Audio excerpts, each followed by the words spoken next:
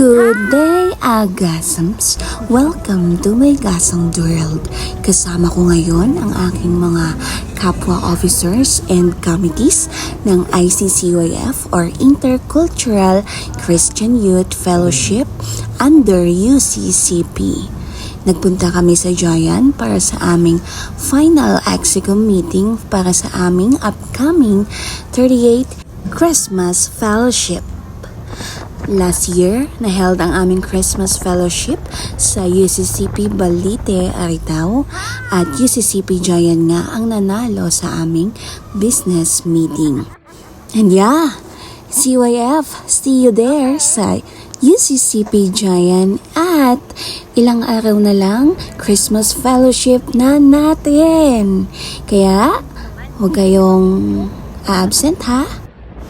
And oo nga pala, yung mga kasama ko, kung naghahanap kayo, pwede pa sila.